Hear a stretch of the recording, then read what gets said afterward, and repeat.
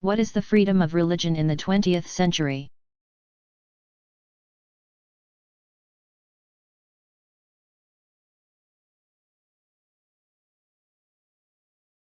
In March of 1981, after more than 30 years of failed attempts,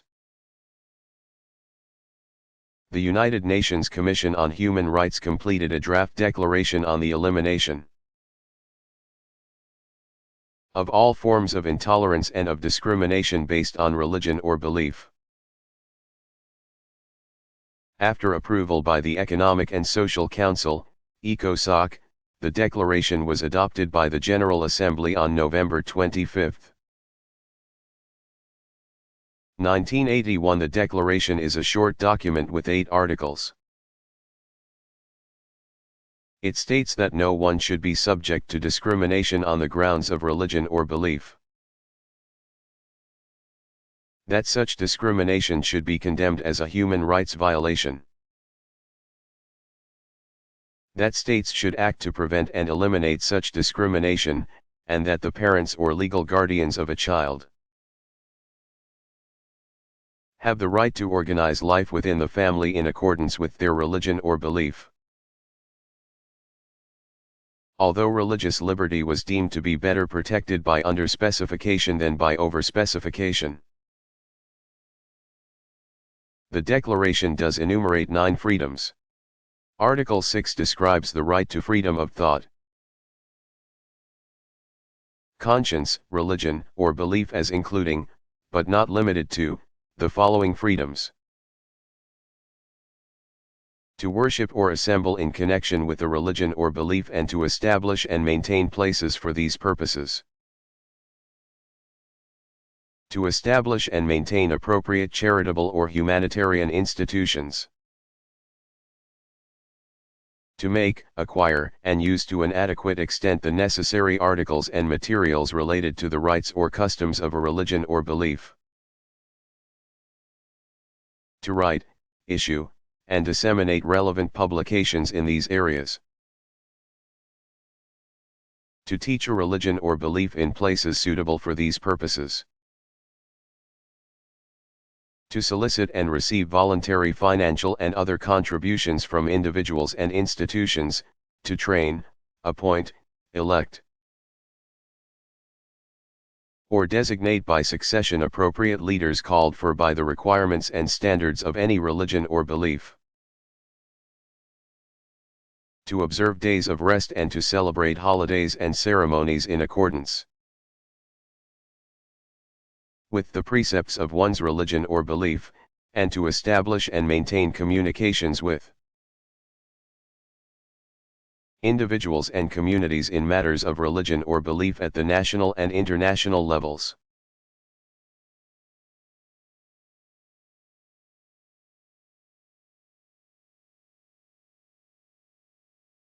What is Christian fundamentalism?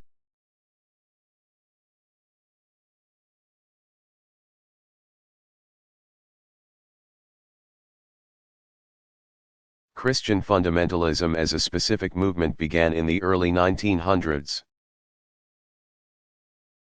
Following the tragic events of World War I. Central to the movement's teaching are the notions of biblical inerrancy and verbatim divine revelation. Inerrancy means that any contradictions apparent in the Bible result from human misunderstanding alone. The so-called Scopes monkey trial of 1925 brought fundamentalist concerns great notoriety with its public debate over the question of evolution. The prosecution argued that science teacher J.T. Scopes was in violation of Tennessee law for exposing students to a doctrine clearly at odds with the type of biblical interpretation now widely known as creationism. According to that view, God created the universe in 724 hour days, including a final day of rest exactly as written in the Bible.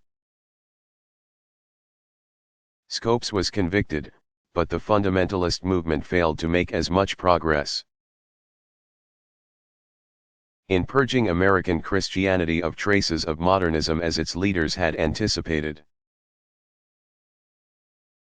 A principal teaching is a type of biblical interpretation called dispensationalism, which divides history into 7 eras or dispensations that vary according to the quality of humanity's relationship with God. Believers await the 7th, the millennium, by cultivating a strict code of conduct designed to avoid contamination by such worldly behavior as smoking, dancing, gambling, and ostentatious dress. These and other beliefs and practices form the fundamental articles. Fundamentalists generally have avoided political involvement until recently. But groups like the Moral Majority, founded in 1979, have changed dramatically the public face of the movement.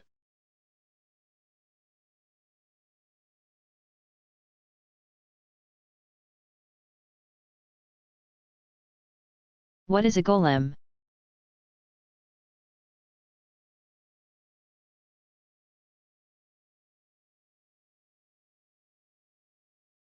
A golem is a creature of legend and folklore that is also mentioned in the Talmud and in the Kabbalistic text called Sefer Yetzirah, Book of Creation.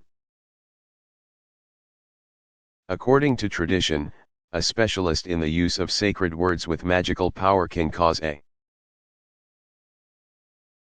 figure of clay to come to life by inscribing on its forehead the Hebrew word for truth, emeth. Stories from Prague's Rabbi Judah Lahu describe the golem as a helpful house servant at first. But it must be kept under control and not allowed to leave the house. Since the golem gradually grows larger and more powerful, it can be a frightening and destructive creature, rather like a Frankenstein monster.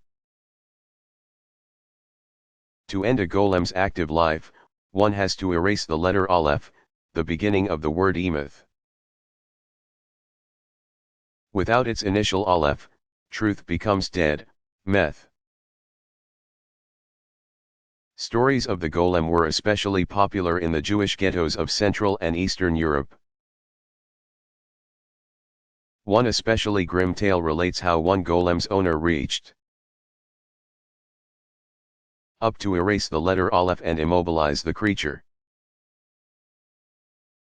He succeeded, but died when the small mountain of clay fell on top of him. A few years ago, an episode of the television show The X-Files was based on the lore of the golem and told of a deceased Jew who returned from the grave in order to avenge a social injustice associated with his family.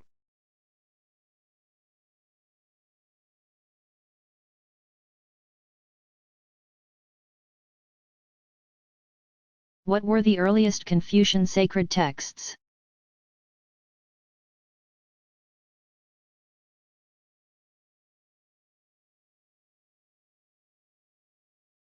A set of works called the Five Classics, Wuzheng, became a formal collection sometime during the Han Dynasty, 202 BCE to 220 CE. The Yijing, or Classic of Change, is a manual of divination dating from the early Zhou dynasty.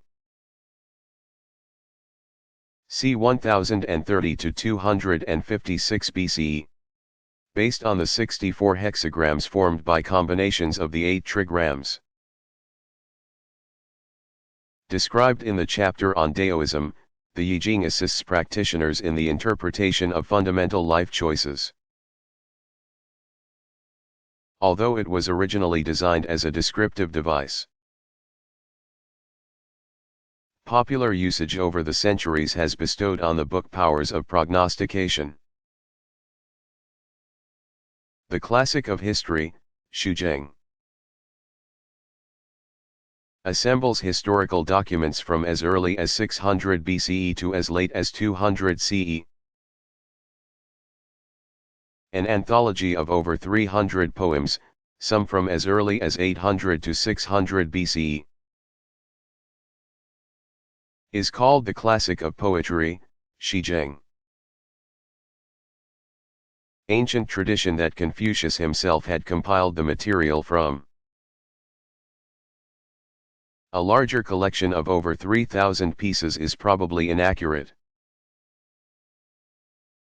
But it does appear that Confucius and his disciples used the poems as sources of ethical example.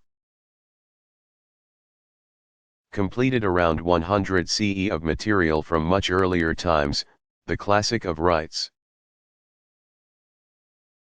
Religie preserves ceremonial records that offer essential insights into ritual life. It eventually became one of 3 texts on rites known collectively, with the ceremonial and ritual or Yili and the officials of the Zhou dynasty or Zhouli, as the Li Cheng. Finally, the Annals of Spring and Autumn, Chun Qiu, chronicles events in Confucius' home province of Lu from 722 to 481 BCE, called the period of Spring and Autumn. And the tradition that Confucius edited the text seems to be accurate. Confucius may also have authored part of an extensive commentary on the Yijing, a now lost classic of music. Yujing would have constituted the 6th classic. Confucius probably did not edit the last 4 classics as ancient tradition claims, though he certainly knew the material intimately.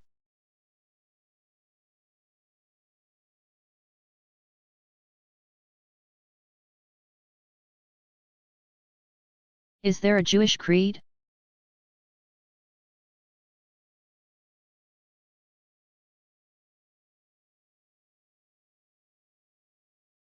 Several important creedal formulations have appeared at different times in Jewish history. But a good starting point is the single sentence from Deuteronomy 6:4. It is called simply the Shema. Devout Jews recite these few words more often than almost any other phrase. Hear, O Israel, the Lord our God, the Lord is one, or the Lord our God is one Lord. 2 essential ingredients in Jewish belief are enshrined here in elegant simplicity. First, the notion that the people constitute a community of faith. And second, the affirmation of the absolute unity of God.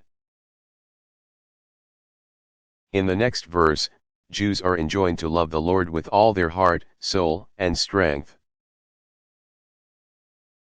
Another very ancient text that functions like a creedal statement appears in Deuteronomy 26:5-10.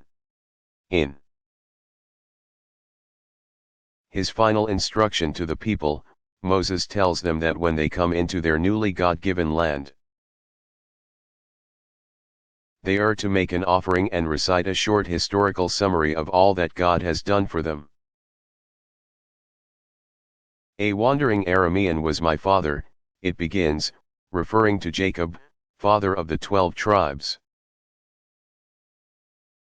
The text goes on to recount in brief how God rescued the people from slavery in Egypt and gave them a land in which to dwell. Apart from these 2 biblical texts,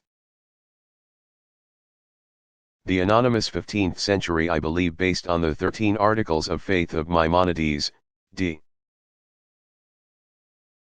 1204, is the best known creedal statement. Each of 13 affirmations begins, I believe, with an unwavering faith. Articles 1 through 5 affirm that God is omnipotent and one, beyond all things material, master of time and space, and the sole object of prayer and devotion. Moses' prophetic authority, along with that of the other prophets as well, Scripture's authenticity and truth, and the finality of the divine law are the subjects of Articles 6 through 9. All the remaining 4 articles speak of the ethical demands of adherence to the revealed law, of the final consequences of human choices in the form of reward or punishment, of the Messiah's eventual coming, and of the ultimate resurrection of the dead.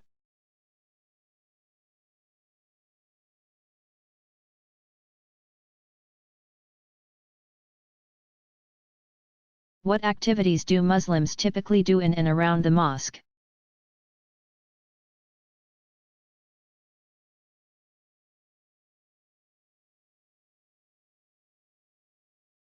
Throughout history and in many parts of the world, mosques have stood at the center of an enormous range of activities. In Egypt, Turkey, Iran, and India, for example, mosque complexes have combined educational facilities of various levels, libraries, medical schools, and hospitals, social service facilities, funerary facilities, and religious residences. Many of the monumental complexes depended on the sort of equally monumental royal patronage that is rare these days.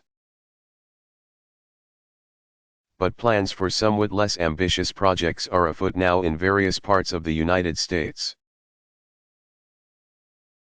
As local communities grow, mosque complexes will become increasingly visible. Meeting and social spaces are just the first of many needs beyond the basic requirement of a place for communal ritual prayer.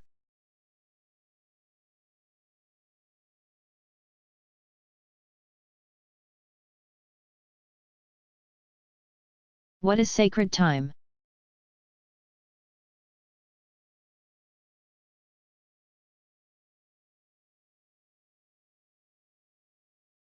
Most traditions attach special meanings to history as a whole, to specific moments in the lifetime of an individual, and to various times in the ordinary cycles of days, months, and years. Ordinary time in human experience is inextricably linked to change, that most troublesome of all realities. Religious traditions offer a partial remedy to the perplexities of change with the notion that reliving or reenacting events of cosmic significance offers a brief respite, an opportunity to stop time or perhaps step out of ordinary time for a moment. From the perspective of a tradition's ritual life, sacred time is the time of ritual encounter with the divine. But in addition, religious believers also seek to hallow decisive life experiences with rites of passage.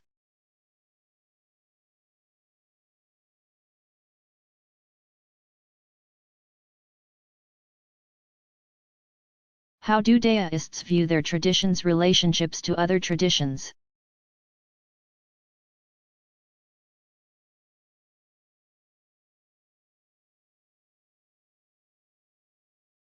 By the beginning of the first millennium, philosophically minded Deists had rubbed elbows for several centuries with proponents of a cultural and ethical system often identified as Confucian. Together, the Confucians and the Deists were increasingly important elements of a larger cultural matrix. Religion, for which they had as yet no specific term, was a blend of ancient divinatory rites, ancestor veneration, exorcism, and offerings meant to secure blessings and protection from heaven, and several other fairly generic and non-personal divine powers. Religious Daoism evolved during the period when Buddhism was taking root in China. It was not until Chinese Buddhism was several centuries old that Chinese Thinkers began to talk of three ways of being both Chinese and religious. It is as though the Chinese people had not thought of their ancient traditions as anything but the way things are. Rather like the air they breathed. Until an imported form of thinking and acting called the way of the Buddha entered the scene. Buddhist-deist relations have had a checkered history.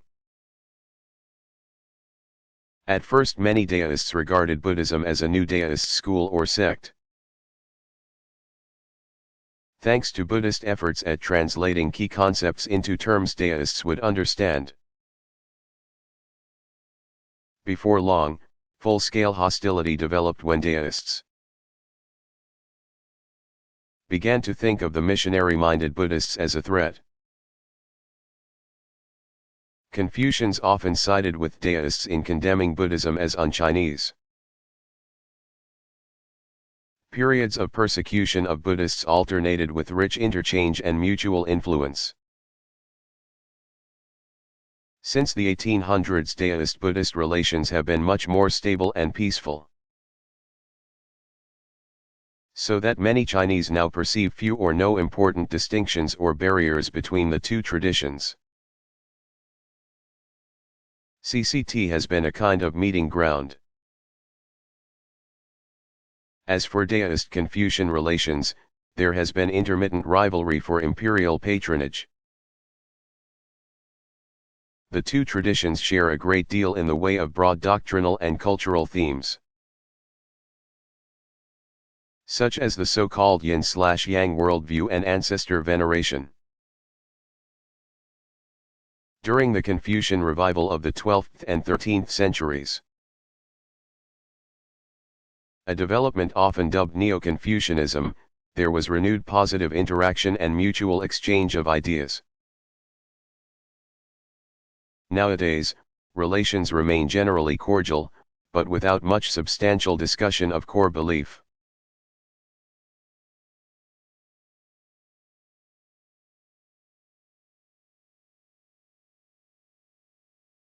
Is Mecca the only Islamic holy city?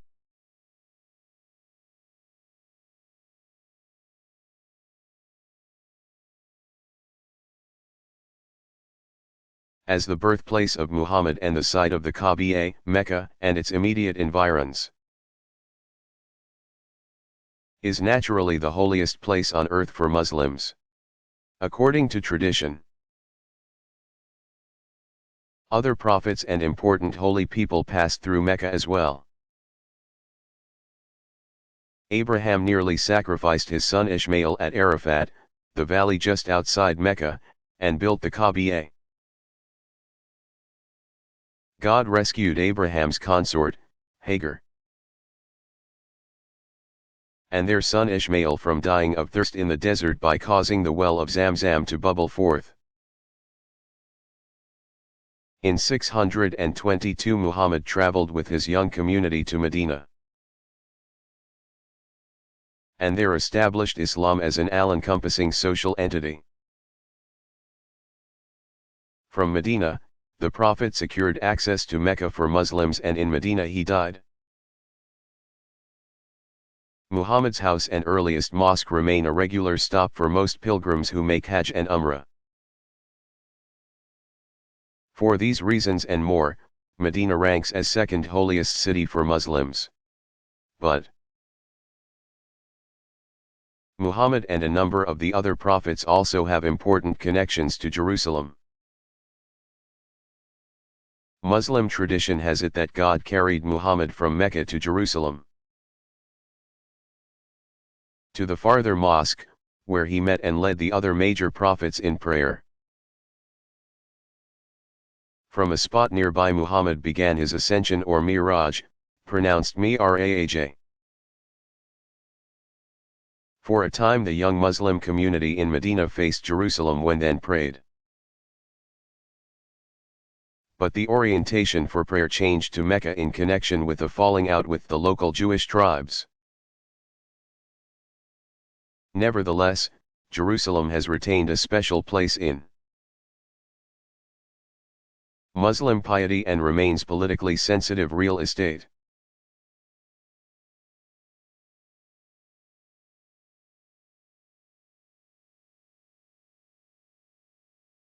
Is there a Hindu creed? What are the most basic Hindu beliefs?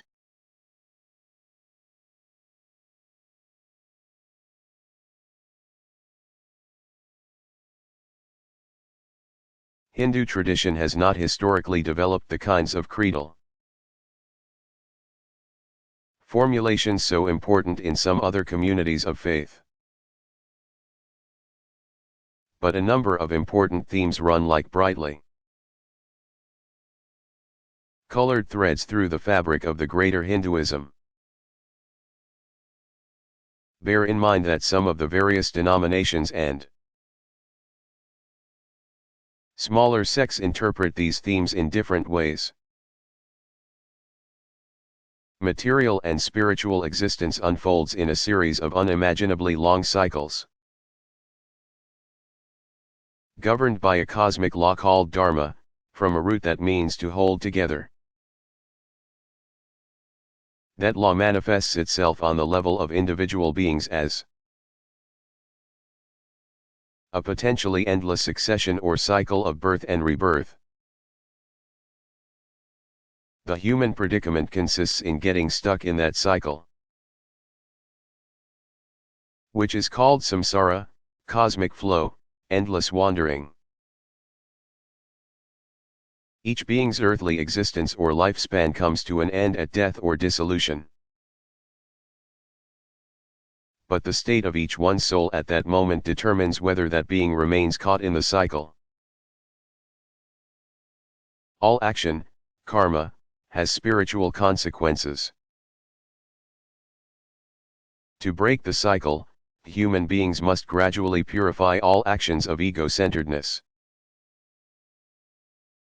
seeking to act only in accord with their personal dharma. According to law of cause and effect, or karma, all deeds done out of inappropriate motivation chain the individual to the will of samsara. Hindu tradition offers various ways of ridding one's actions of all ulterior motive and progressing toward the ultimate goal of liberation, moksha, from the endless cycle of rebirths. Those methods or paths include the classical mode of ritual action, the quest for knowledge and full realization of the ultimate truths of existence, and personal devotion to a manifestation of God. Beginning with the earliest scriptures, the Vedas, and extending through subsequent unfoldings of ever new sources of divine truth as explained by generations of teachers. Hindu tradition offers access to knowledge of God and hence to the hope of salvation.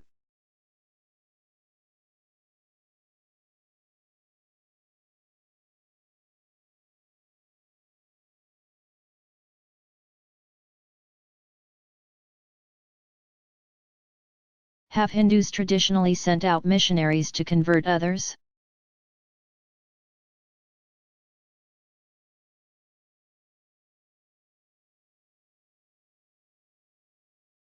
Hinduism has generally not produced the kind of missionary activity characteristic of traditions like Christianity, Islam, and Buddhism. Significant traces of Hindu tradition and culture are very much in evidence all over Southeast Asia, especially in parts of Indonesia. Throughout late antiquity, 4th through 8th centuries, and the Middle Ages, 9th through 15th centuries, important Hindu dynasties ruled portions of present-day Cambodia, Laos, and Vietnam. Major archaeological research attests to their splendor and power. But their trappings of Hindu symbol and ritual were less a matter of missionary zeal than of a desire to cloak themselves with the prestige of the great Indian dynasties. In addition, they sought to enhance their political legitimacy through the concept of divine kingship by identifying their monarchs as descendants of the gods. In modern times, however, a number of missionary organizations have grown from Hindu roots. In addition to the International Society for Krishna Consciousness, Vivekananda's 1863 to 1902, Ramankrishna Mission has made important contributions in this regard. Although its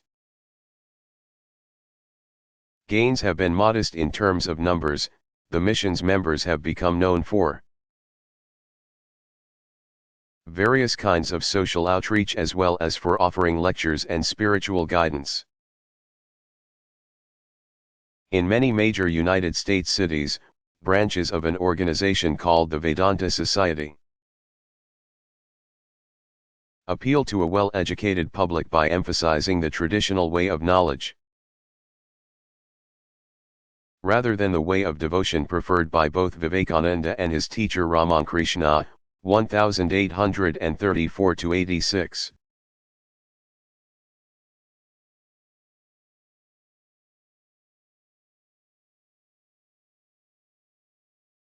Why is the land of Israel so important in the history of the Jewish people?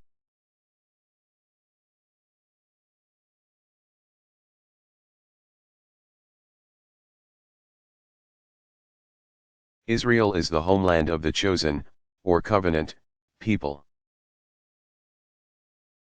It is the land to which God led Abraham. God chose the people of Israel in love for a mutually binding agreement. The obligations of the covenant were formalized in Torah, with Israel bound in obedience. Today, Israel remains the focus, the land of destiny for many Jews. Thanks especially to God's own statement that He chose the people of Israel as His treasured people and consecrated them to Himself. The land of Israel therefore holds a special place for Jews as both a gift from God and as an enduring and tangible sign of the covenant.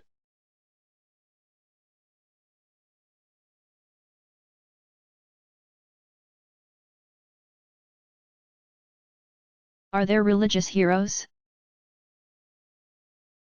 How are they different from saints?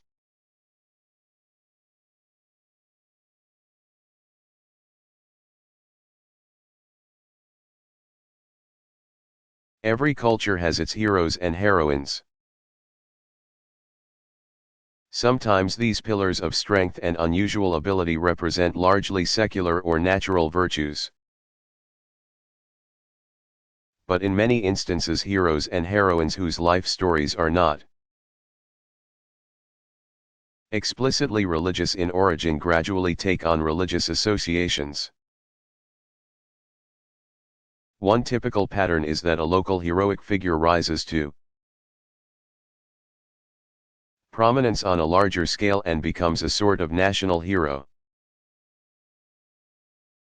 A religious tradition formerly unknown in the region moves in, perhaps arriving on the wake of military conquest and newly established political power, and eventually becomes the dominant religious influence in the area. Heroes and heroines who had formerly been characters in folk or royal epic tales begin to rub shoulders with the saints and other prominent religious personalities imported by the now dominant religious tradition. Before long, in the grand scheme of things, at least, but still generations or even centuries, the local or national heroes begin to acquire the characteristics and virtues of their religious counterparts. They may never rise to the status of saints, but they definitely qualify for the title of religious hero. By way of distinction, wonders attributed to a saint typically speak loudly of divine power.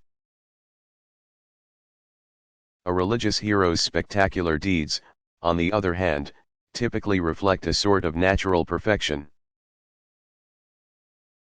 now understood as part of a divine dispensation even if not a direct result of divine intervention.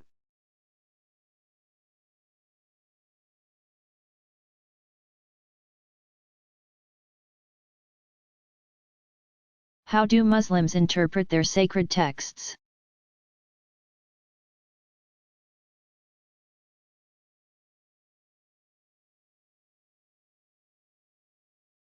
Discussion of the Quran is a regular activity in most mosques, usually in connection with the Friday congregational prayer, and in the United States also held on Sundays. One or more discussion leaders might present a text and then open the floor to comments and questions. The first concern is generally to establish the circumstances of the revelation.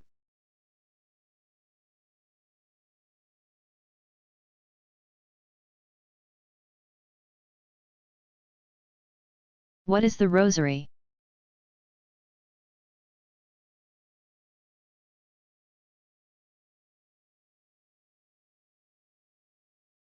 The Rosary is a popular form of Roman Catholic prayer that combines meditation on the mysteries of faith with the recitation of vocal prayers. A decade of the Rosary corresponds to each of the 15 mysteries commemorated in the Rosary. 10 Hail Marys are said for each decade. They are preceded by an Our Father and followed by a Glory be to the Father. While reciting a decade of the Rosary, one is to meditate on the particular mystery for that decade and on its meaning for life. The entire Rosary is divided into 3 chaplets, the joyful, the sorrowful, and the glorious mysteries. To say a rosary commonly means to pray one such chaplet of 5 mysteries. Commonly a chaplet is preceded by the recitation of the Apostles' Creed and of an Our Father and 3 Hail Marys. The Roman Catholic Church has long recommended this form of prayer as a convenient and effective way of meditating on the Christian mysteries of salvation. The joyful mysteries: the Annunciation, the visitation of Mary to her cousin Elizabeth, the birth of Jesus Christ, the presentation of Jesus in the temple in Jerusalem, the finding of the child Jesus in the temple in Jerusalem, the sorrowful mysteries: the agony of Jesus in the Garden of Gethsemane, the scourging of Jesus at the pillar, the crowning with thorns, the carrying of the cross, the crucifixion, the glorious mysteries: the resurrection of Jesus from the dead, the ascension of Jesus into heaven, the descent of the Holy Spirit upon the apostles, the Assumption of Mary into heaven, the coronation of Mary as Queen of Heaven.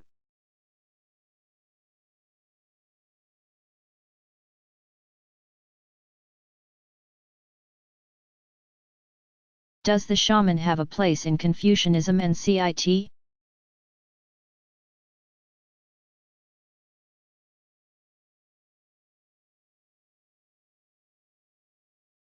Shamans played an important role in Chinese religious history long before the time of Confucius. They have retained a place in Daoism and CCT, functioning as guides to the spirit world. But since Confucian teaching is far more concerned with how things are going in the outer world of ordinary human affairs, there have never been Confucian shamans as such. Shamans have generally been associated with folk and popular beliefs. As an important ingredient in CIT, Confucianism has often had a more aristocratic tone. However, some functions anciently connected with shamanism have had continuous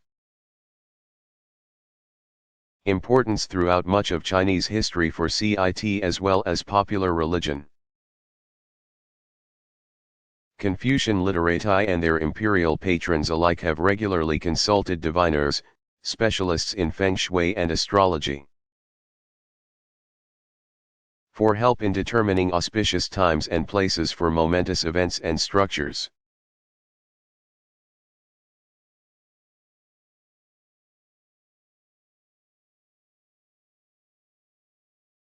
Who was Buddha?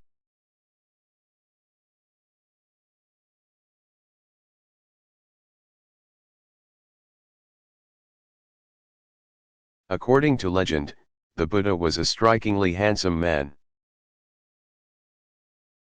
One very respected Brahmin leader, Kanki, said of him, "The recluse Gautama is lovely.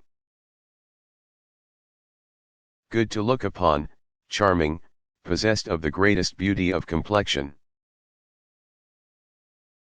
of sublime color, a perfect stature, noble of presence." For many years Buddha's followers refused to paint the Buddha in a human form. They believed that he had moved on to a place greater than their human domain. Later, however, they began to see him and depict him as possessing the 32 bodily characteristics of a Mahapurusha, great person.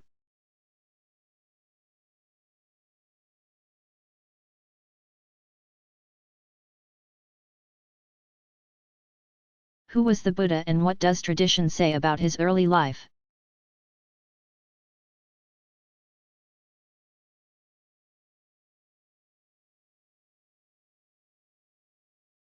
According to widely accepted tradition, a child called Siddhartha. He who has achieved his goal, Gautama, was born around 563 BCE. Recent scholarship has begun to offer various views as to the chronology of the Buddha's life. But this text will retain the more traditional account since it conveys an important sense of the feel of Buddhist lore. Siddhartha's father, Shuddhodana, was a wealthy member of the ruling elite, a prince of sorts. When the child was born, his father consulted religious specialists to see what portents the boy's body might communicate. They told him the child was destined to become either a world renouncer or a wheel turner, Chakravartin, an expression roughly equivalent to mover and shaker and sometimes extended to mean king of all India. Shuddhodana resolved that his son would take the path of power and influence. So he contrived to shelter the boy from any experience that might incline him another way. Gautama lived a life of ease and pleasure in his father's palace, surrounded by wealth and beauty and the trappings of authority. He married at 16 and had a son. As it turned out, Gautama's father failed to insulate his son from contact with the harsher side of life. Eventually Gautama would leave the palace, as well as his own wife and child, and seek his own path. The traditional story is clearly meant to underscore certain dramatic elements in the Buddha's spiritual development. His son, Rahula, reappears later in the story as one of the early monks, and his wife is said to have become one of the first nuns.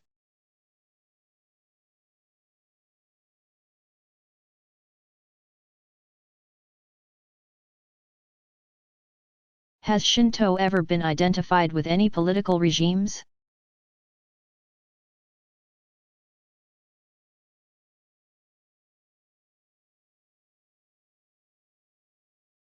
What came to be known in 1945 as state, Koka, Shinto began as a formal development after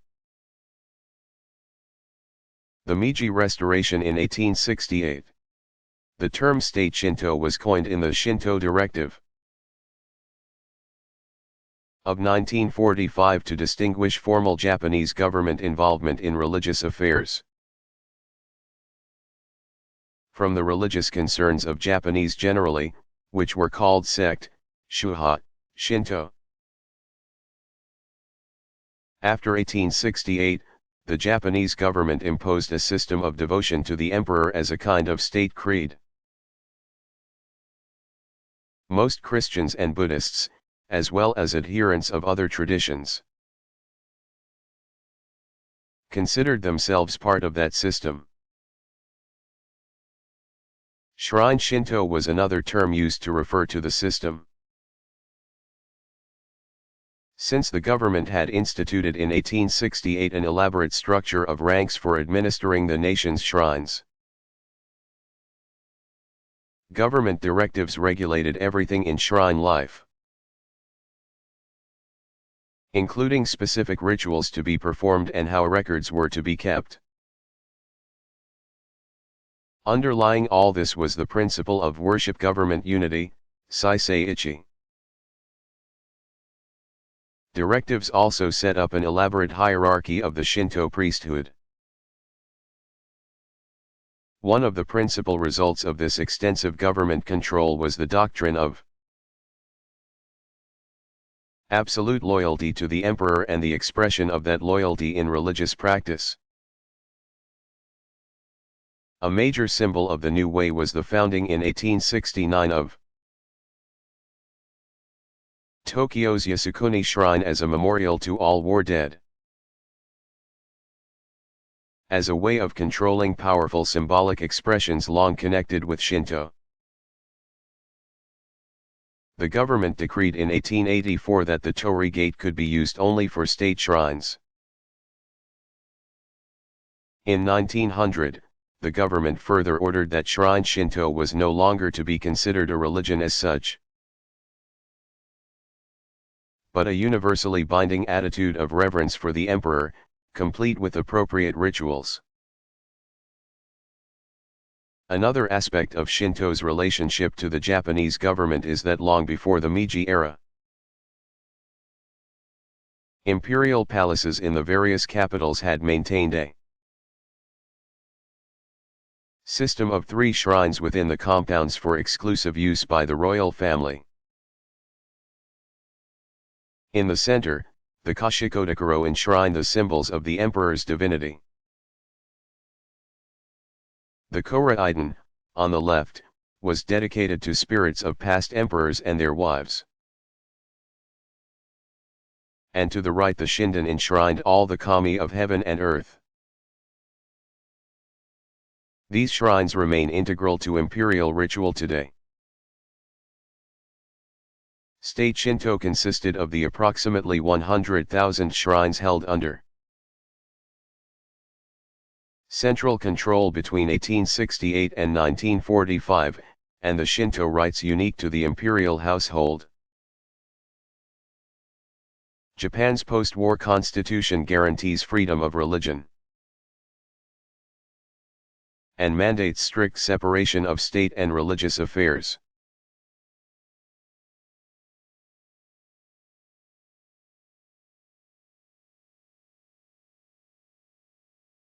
How does Christian tradition interpret history? What is millennialism?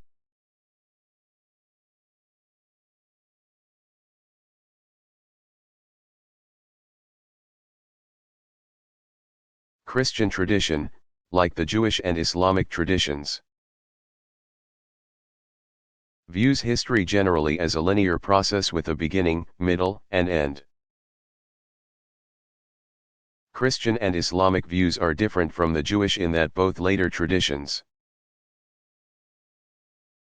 regard the ages of their central figures, Jesus and Muhammad, as the high points of history. Christians believe Jesus the Christ entered the world at the fullness of time.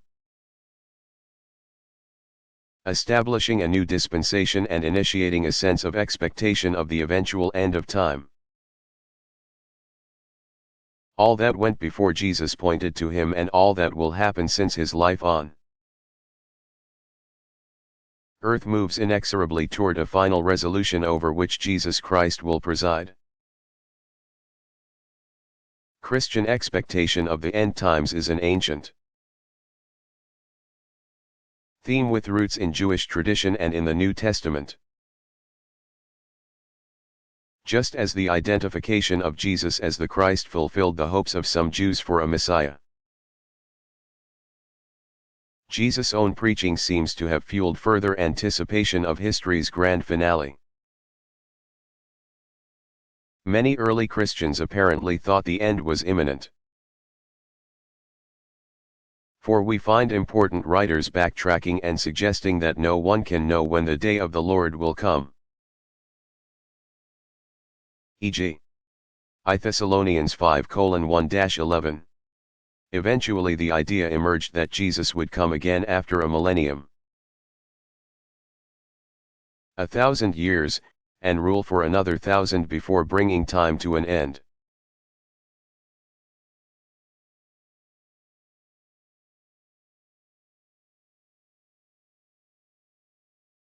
Do Shinto practitioners pray in any particular language?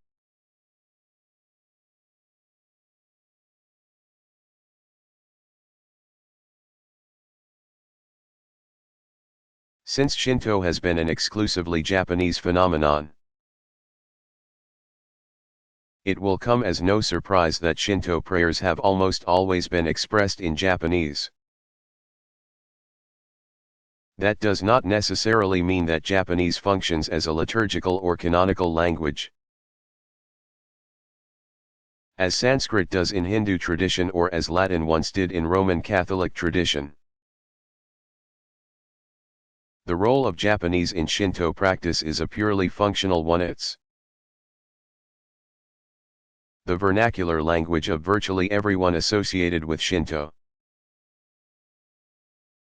There is, however, one important respect in which Japanese usage in Shinto ritual does retain the flavor of a sacred tongue. Many Shinto prayers that priests recite in shrines are quite ancient. The language and vocabulary are so archaic that only the most learned and specially trained Japanese fully understand what is being said. In that sense, the continued use of the classical language has the feel of, say, the Catholic Church's use of Latin well into the 20th century.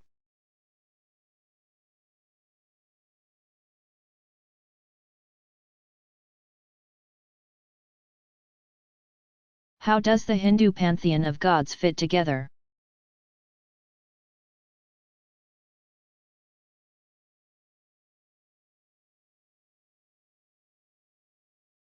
First, divine personalities that would eventually become major deities, especially Vishnu and Shiva, emerged from among the Vedic pantheon.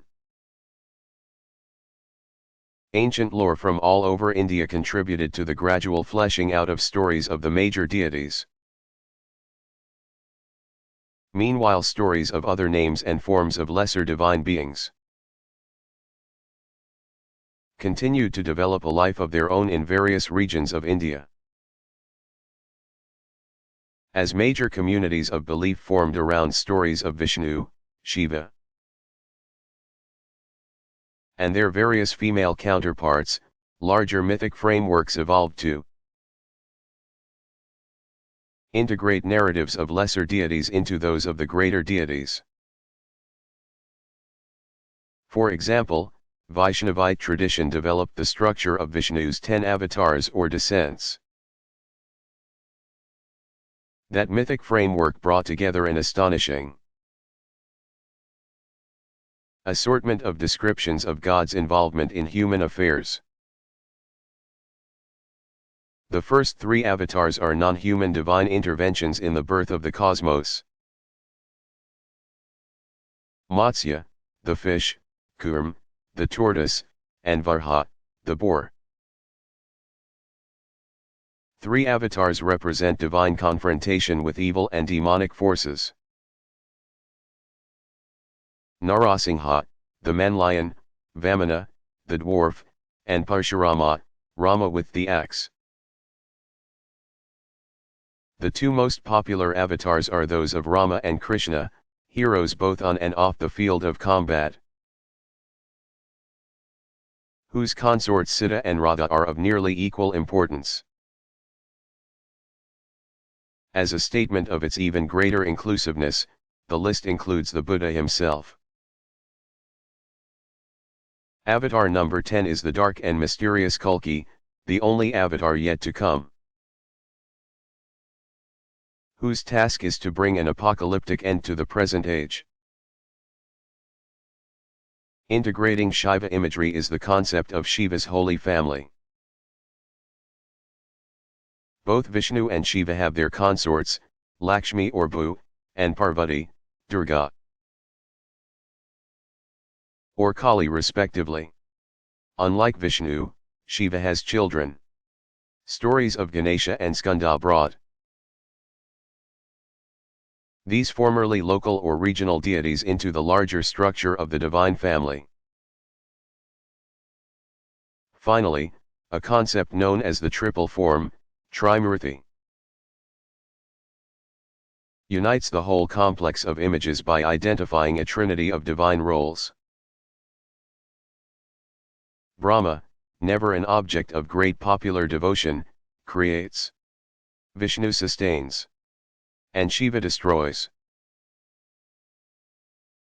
paving the way for renewal of the endless cosmic process.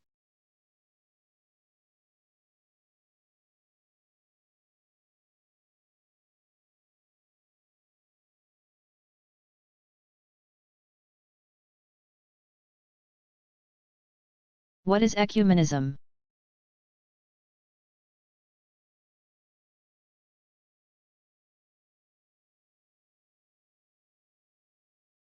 Ecumenism is the movement supported by many groups of Christians to heal the divisions among Christians and to promote unity among all who believe in Jesus Christ. Both to reconsider the merits of some basic religious education. Some churches have historically done more than merely discourage interfaith unions. Catholics still cannot have their nuptials officially witnessed by a priest unless the Catholic spouse has agreed and the non-Catholic spouse has not disagreed to raise the children Catholic. Several other traditions have taken similar positions, and some have relaxed their position on intermarriage considerably in recent years.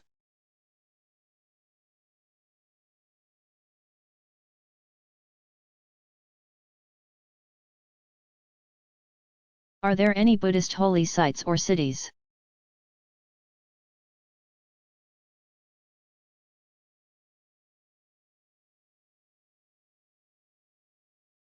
Important to Buddhists universally are the places associated with central events in the life of the Buddha.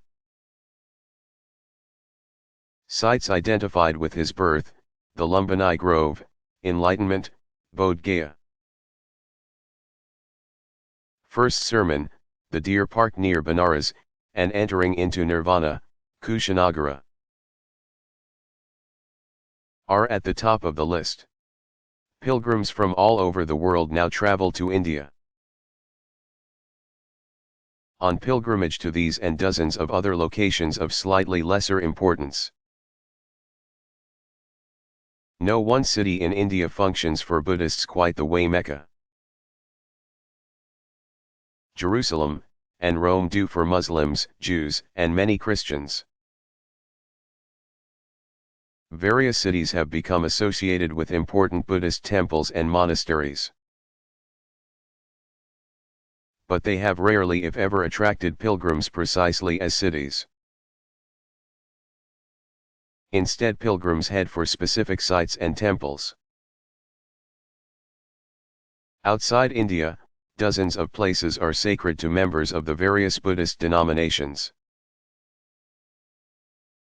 Many are associated with mountains. Ancient pre-Buddhist traditions in both China and Japan, for example, attributed supreme sanctity to the high places that, according to some spiritual maps, marked the outer limits of the cosmos at the cardinal points. Different sects and lineages often chose mountains for their spiritual centers because of the centrality of Mt Meru in ancient Hindu myth. Mountains symbolize a point of interconnection among the several levels of the cosmos. They also can be readily imagined as huge mandalas around which spiritual seekers circumambulate en route to the center.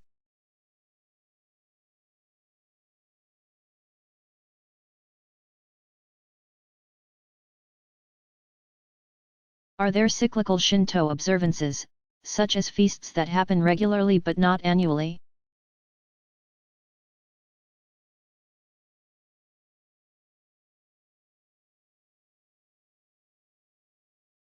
Some gatherings still take place on set days in certain odd-numbered months, but not monthly. For example, a practice called waiting for the sun, himachi, finds people gathered private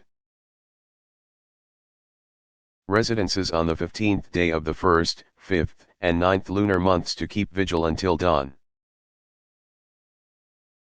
A Shinto priest is often among the celebrants during the same months, but on the odd-numbered nights of the third week. People come together in groups awaiting the moon, Tsukamaka. September's full moon is especially beautiful, for it falls in the 9th month and is known as the harvest moon. Participants celebrate the lunar beauty with special songs and food. These gatherings occur only in homes. Some people still make special arrangements to observe their unlucky year age. 42 for men and 33 for women with rites at a shrine to ward off misfortune. They may take precautions by means of extra rituals of purification on that day. Some regard certain days each month as fortuitous connection days because they associate them with particular kami, and such days often occasion shrine visitation.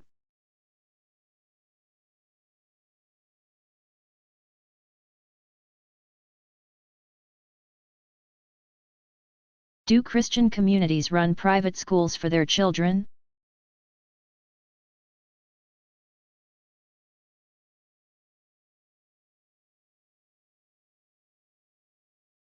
Private or parochial education continues to be a concern for many Christians. In addition to the thousands of Catholic schools attached to parishes in the United States. For example, other denominations maintain hundreds of schools and Christian academies throughout the country. By far the most numerous are primary schools, but secondary schools and colleges also offer the possibility of more advanced learning in a Christian setting. The majority of non-state institutions of higher education in the United States historically have been founded in connection with religious traditions. For various reasons, including difficulty in securing government funding. Large numbers of them no longer retain their original religious affiliation. A notable exception are the clusters of Catholic high schools, colleges, and universities that still identify themselves with that religious sponsorship.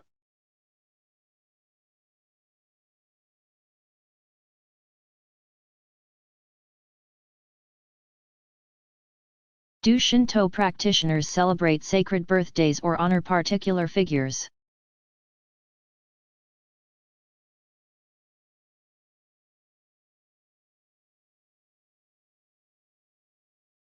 Many shrines hold special festivities in connection with dates important in the lives of enshrined kami who were historical figures prior to their deification. For example, the Akamajingu enshrines the child emperor Antoku 1178–85, who reigned for the final 5 years of his very brief life. From April 23 to 25, celebrants recall his untimely death and the reign of his predecessor, Emperor Gotama. Tenjin Matsuri, from July 24 to 25, celebrates the deified scholar and court minister Sugawara Michizane, 845–903. Over 10,000 branch shrines ritualize the deity who is mythically associated with oxen and cattle. According to tradition, Sugawara was born and came of age in the year of the ox and was saved from his enemy by a bull who miraculously appeared to kill his would-be assassins. Ironically, it was members of that same enemy clan, the Fujiwara,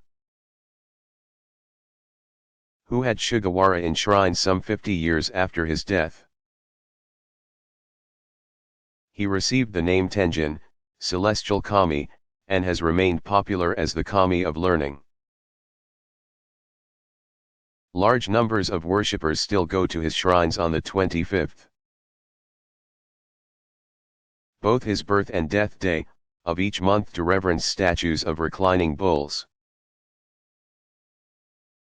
rubbing them and then rubbing the blessing onto themselves or their children.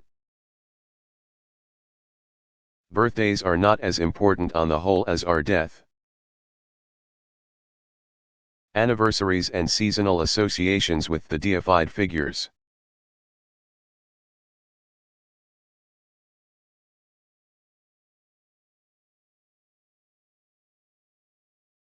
Has Confucianism ever been intimately identified with specific political regimes?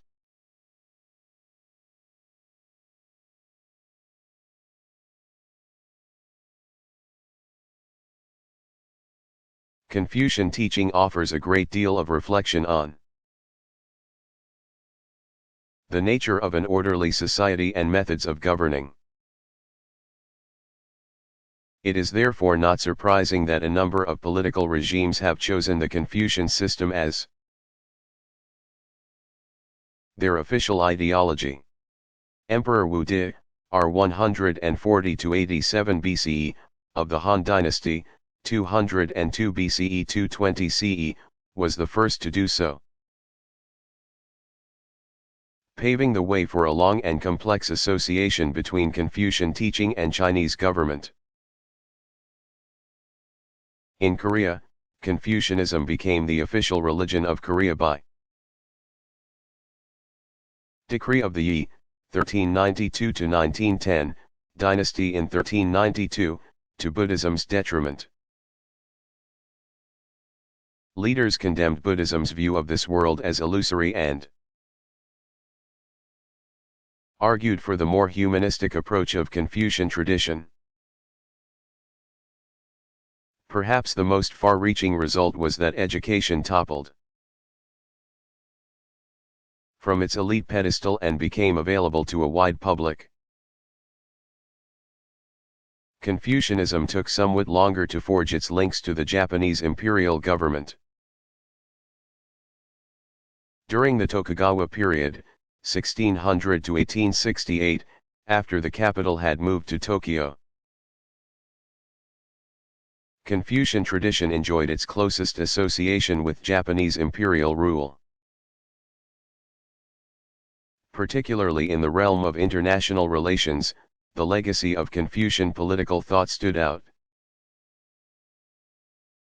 Confucians played an important role in the Meiji Restoration of 1868. which involved a restructuring of imperial administration. As the Japanese grew to regard Confucianism as an unwelcome import, the tradition's official influence in governmental circles diminished steadily.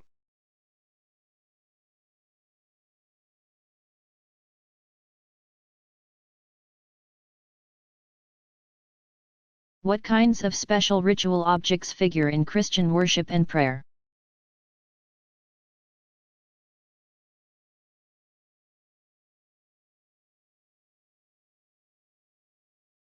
In addition to the cross or crucifix, Christians use a variety of ritual objects.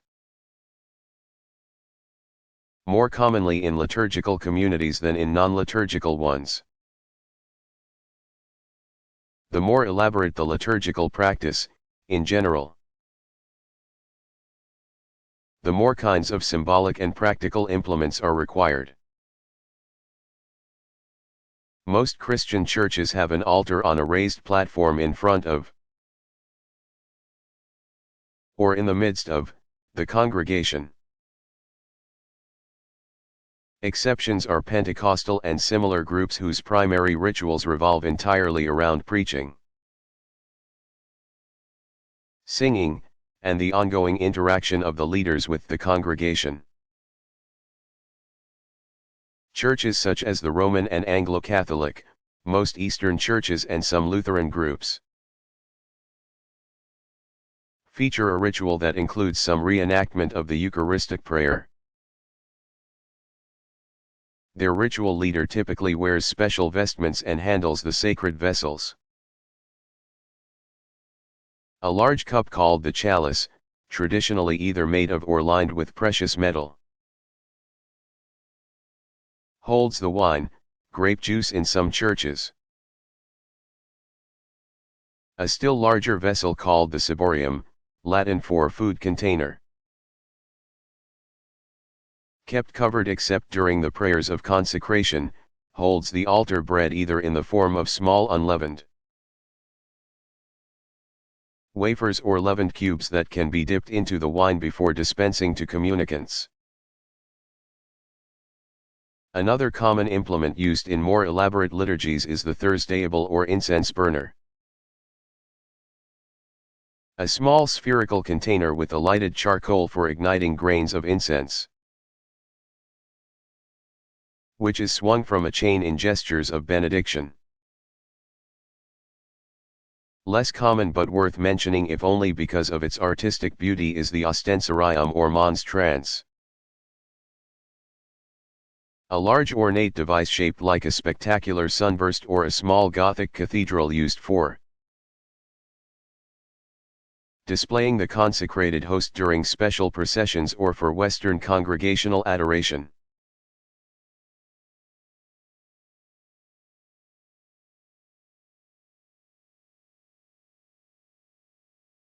What happens at a Jewish initiation, bar/bat mitzvah, ceremony?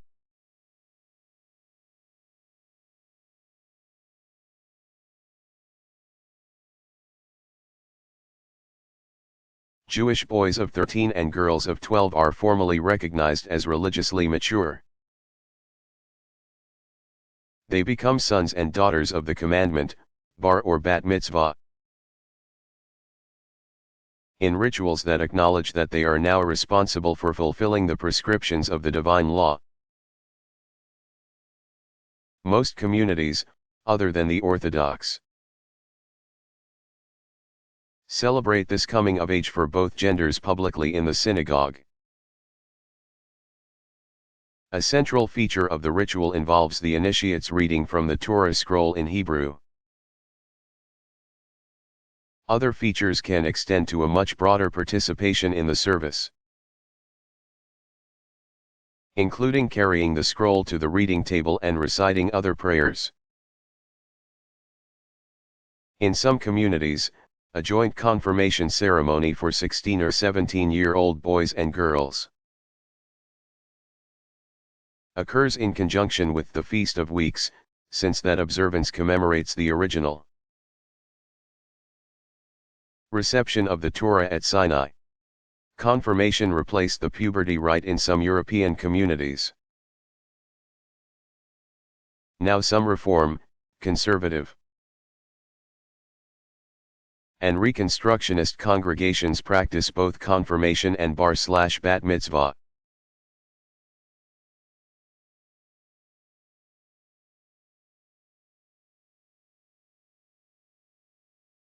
How do Muslims celebrate birth?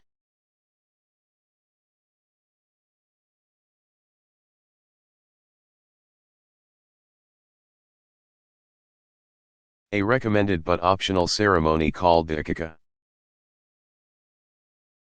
pronounced Aqiqah, occurs when a baby is 7 days old. In the home or in a part of the mosque outside the prayer hall. Parents name their child and clip a lock of hair. Tradition suggests that parents give at least the hair's weight in silver as a charitable donation. In some places it remains customary to perform ritual animal sacrifice and distribute food to the needy. Parents can formally name their child at this time, often choosing from among the names of religiously important men and women. Sometimes also the baby's father will whisper the call to prayer, adhan, pronounced athaan. In the infant's right ear and the invitation to begin the prayer, iqama, pronounced iqama, in the left. Some Muslims choose to practice a rite of circumcision on infant boys, though some prefer to postpone the practice until puberty. Depending on circumstances, some kind of reception may follow the rituals.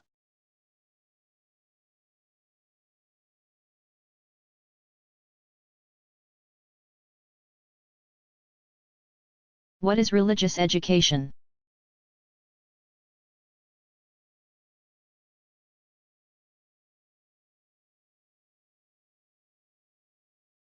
Much of a tradition's prospects for growth, even for survival, lie in its success in passing along its core beliefs. For the vast majority of the world's people,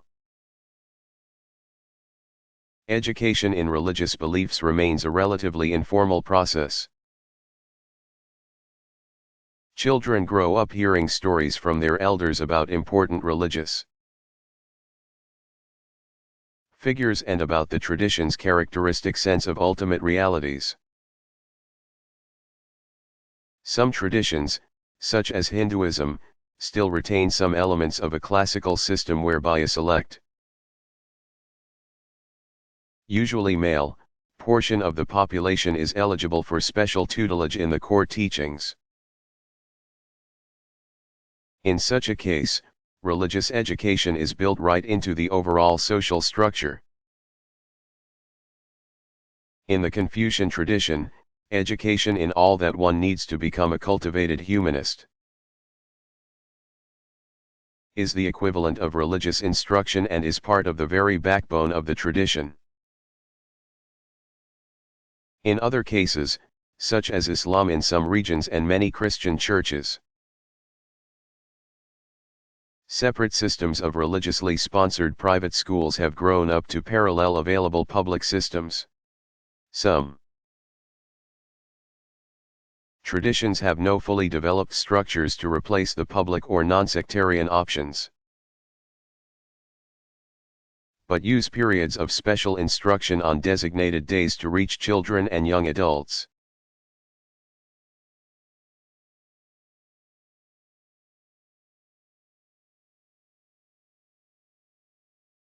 How many different kinds of scriptural writings are there?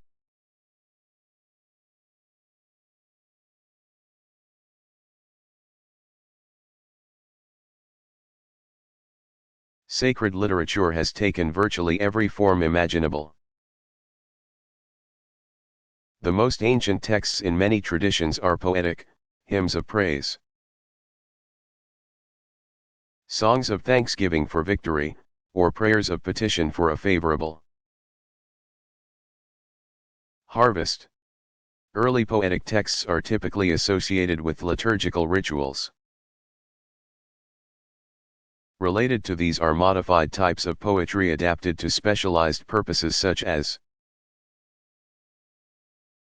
prophecies or soothsaying or incantations meant to give power to the one who utters them. Wisdom sayings in the form of easy-to-remember proverbs are part of nearly every tradition. Narrative accounts in prose play several essential roles. One is to recount the deeds of the spiritual powers that brought the community into being. The gods, these are typically called myth. Another is to preserve the history of the community or the biography of a foundational figure. Narratives also illustrate the central tenets of the tradition by way of vivid example. As in just as our ancestor in faith did when. Prophetic texts can be either poetry or prose. But either way, their main purpose is not generally to foretell the future, as is commonly assumed. Prophets speak on behalf of an ultimate spiritual power and their focus is typically on the need for change here and now. Another important type of religious text is called apocalyptic, from a Greek term meaning revelatory. Apocalyptic literature often uses highly figurative language, describing in detail events that the author has seen in visions or dreams and that will soon come to pass. Such dramatic texts are often taken as direct predictions of how the end of time will come about. Finally, many scriptures include rules or laws in the form of commands and prohibitions. But only a few sacred texts are entirely legal.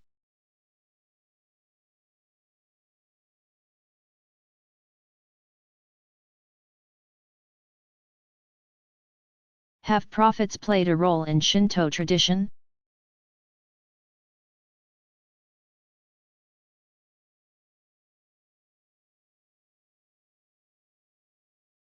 Shinto tradition does not revolve around a revealed truth or set of beliefs considered inaccessible without divine intervention. Therefore, prophets have not figured prominently in its history. Arguably Shinto's closest functional analogy to the classic prophet are the various founders of sectarian groups who criticized the imperial system. Not unlike the prophets of the Semitic traditions. Some of them have played the role of an accusatory conscience, especially in modern times.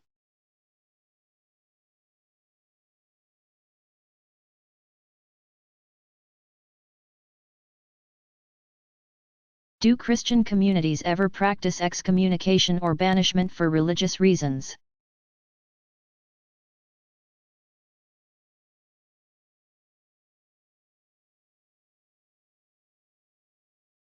Various kinds of excommunication have played a role in a number of Christian organizations.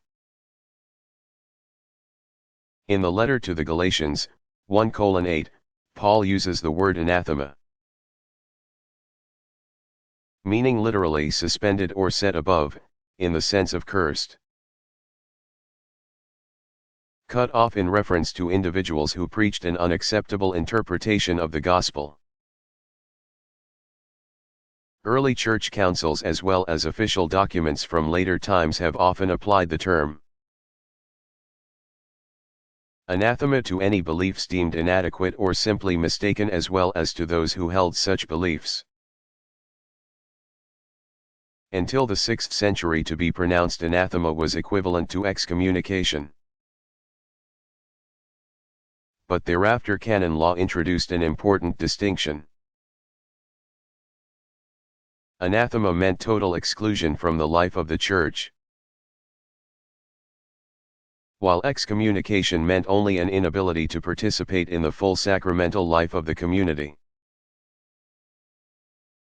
These two degrees came to be known as greater and lesser excommunication. In more recent times, the Roman Catholic practice has introduced the distinction between excommunicates who are to be avoided entirely, a status now limited to persons who physically threaten the Pope, and those who are tolerated, allowed to attend certain services but not to receive communion. Excommunication is one of three types of official censure in canon law, all of which are very rarely invoked nowadays.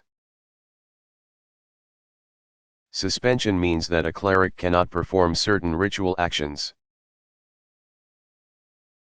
Interdict, denial of the right to celebrate some or all of the sacraments,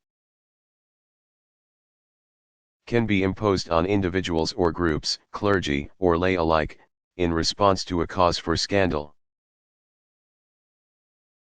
Roman and Anglo-Catholic traditions have by far the most elaborate juridical language, but many Christian churches have historically practiced varieties of excommunication. Shunning, for example, forbids members in good standing to associate in any way with those under the ban, even if they are family members. The practice is rare except among radical reform groups such as the Mennonite and Amish.